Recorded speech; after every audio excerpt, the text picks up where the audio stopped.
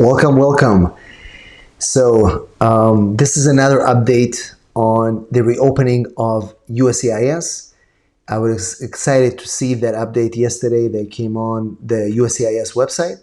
So in this video, we just wanted to do a quick update as to what's going to happen when the USCIS is finally officially going to reopen on June 4th, what to expect, some of the latest procedures, and we're just doing this video to update our YouTube subscribers with all the latest information. So once again, if you are here for the first time, make sure you click subscribe, click that bell to be notified.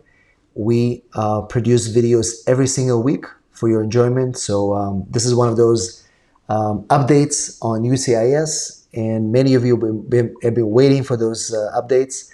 And I know that since March, since they closed, if you recall, on March 18th, it was the first time that USCIS offices were closed, and then they extended it through April, and then it was extended through May, and then June 4th was the official date that people are going to be coming in. And so we just wanted to come on here and provide this little update. So I see a bunch of you are joining in. Let me know where you're from, tuning in. Let me know your names and where you're from, and I welcome everybody. Welcome Michael, welcome Carlos. We have Omar here, and Jasmine, and I'm excited to see all of you. Giselle, welcome Giselle, a lot of our loyal subscribers. Thank you guys. I was able to get a new camera, so another new camera, so you can see that. I think hopefully you like the background and everything. So let's jump right in to the update. So USCIS is going to reopen on June 4th as promised. There's going to be some procedural changes, and I wanted to go through those changes as well. So first of all, let's talk about asylum interviews. So all the asylum interviews, they're going to be automatically rescheduled. So you don't have to worry about that. Just like before, interviews are going to be automatically rescheduled, and you're going to be getting your new notices in the mail. What's going to be different is that when you're going to be when interviews are actually going to take place, they're going to be not necessarily in the same room with the officer. They're going to have probably two separate rooms, and the interview is going to take place via video, because those interviews tend to be longer. And so to minimize the exposures, to protect the health of the officers as well as the applicants, they're going to have those interviews through video, and just kind of to minimize the risk for exposure. And also, they're going to be limiting the number of people that are actually able to come to the USCIS office on the date of the interview. So, for example, in asylum cases, only the necessary people are going to be let in to the building, as well as come to the interview to be with the person. So that's good. I mean, it's for me, it's kind of like a sign that they're finally starting to have progress over there, because we feel that they could have done interviews before as well remotely through video. They chose not to do it, but now I think in the facilities itself, they're going to be conducting, especially during those asylum interviews, they specifically mentioned that those interviews are going to be taking place through video on site. So, but as far as the interviews themselves, you don't have to worry about calling them or trying to set the date. They will be sending you those dates for the upcoming interviews as soon as they reopen. So that's one thing. As far as naturalization ceremonies, those ceremonies are going to take place in person. However, if those of you that attended ceremonies, or those of you that read about how it takes place, they usually have a video that kind of explains the things and go through the whole ceremony procedure and what to expect when you become a U.S. citizen. So they're going to remove that video portion, and they're going to give the people who attend flyers, just to minimize the time of the whole ceremony itself. All the major parts of the ceremony will still remain, so people can still take the oath themselves and get their certificate. but the ceremony itself is definitely going to be shortened, and only people that have to attend, the applicants themselves, are going to be invited.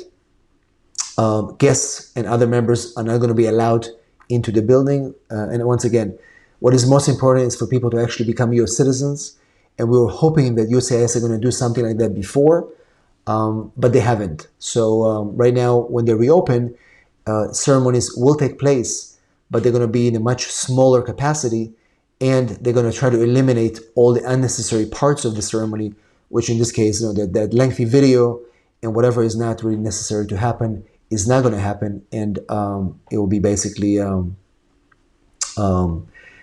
just straight to the point, get the certificate, and get out of there. So we don't know if they're probably going to schedule more interviews in a month, as opposed to they used to schedule those ceremonies at the end of the month, typically on the 19th, 20th, one huge ceremony, 2,000 people. And I think that what's going to happen is that they're going to probably have less ceremonies. They're going to have more ceremonies with less amount of people. So that's what's going to happen. So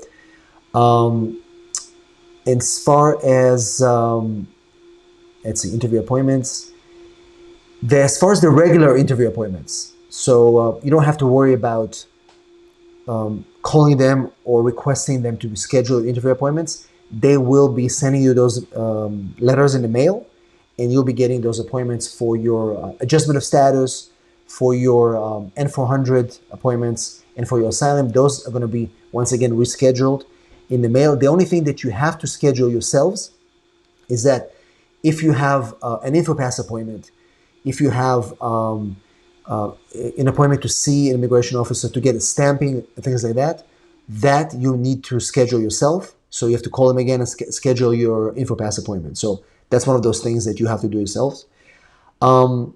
So as far as biometrics, once again, biometrics will be rescheduled. You're going to get a new biometrics appointment in the mail for you to attend your biometrics.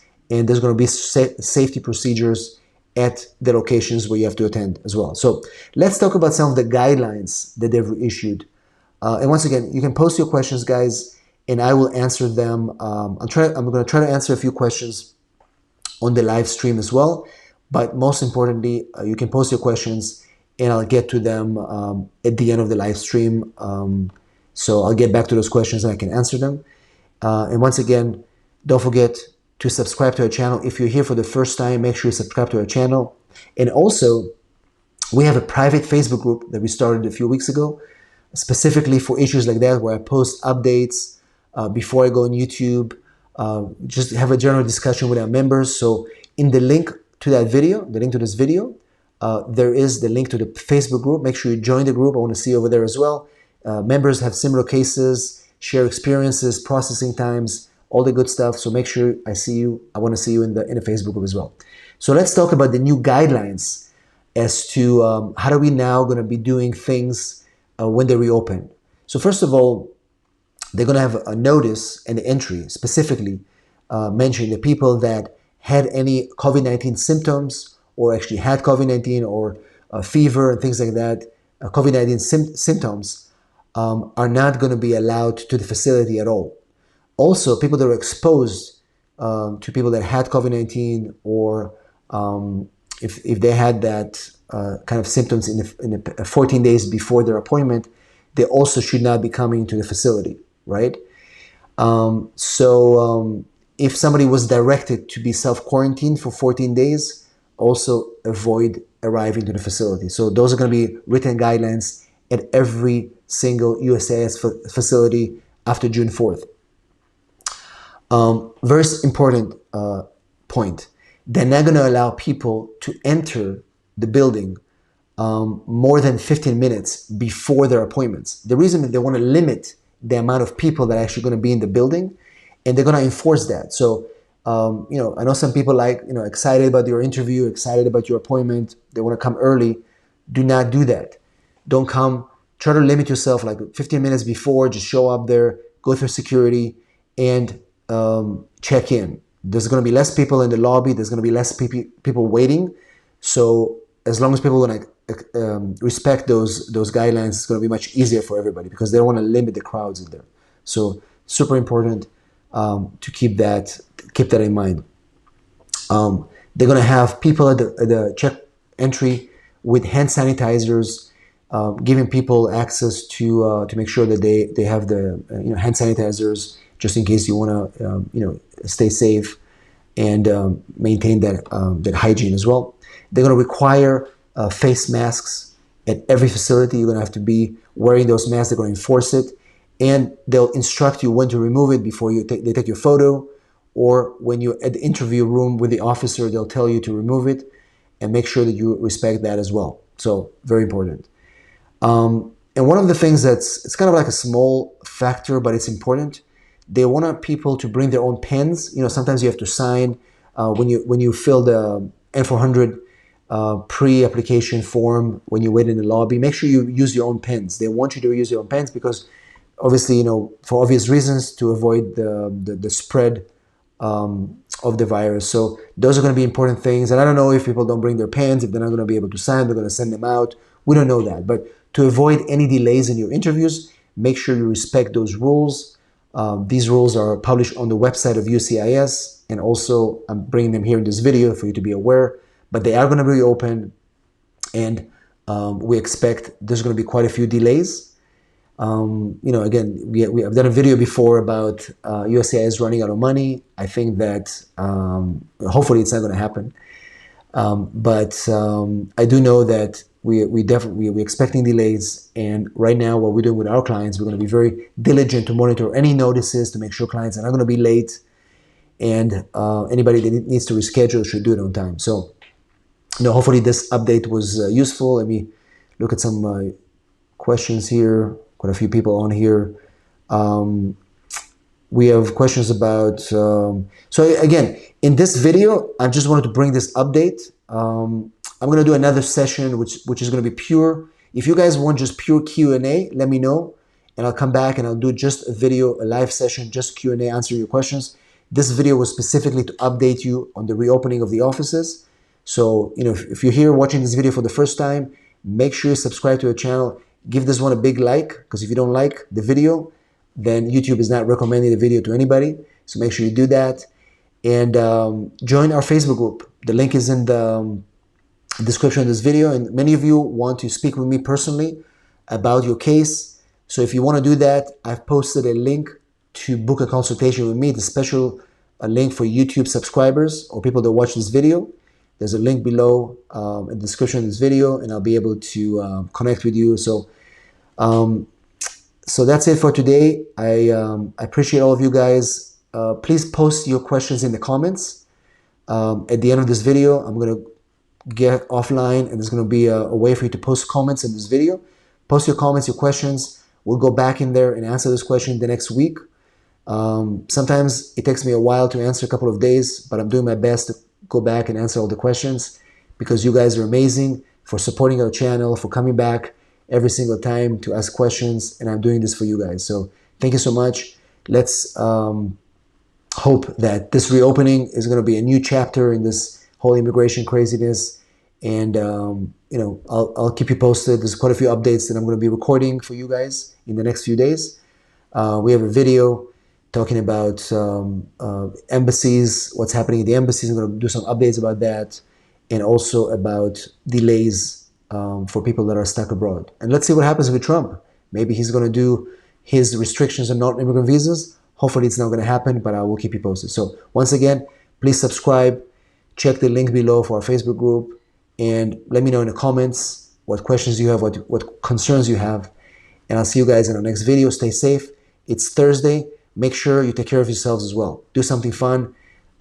It's important to stay safe and less stressed, because it's very stressful. Immigration is stressful, and hopefully our updates are bringing a little bit of peace of mind for you, and that's my goal. So thanks for watching, and I'll see you soon.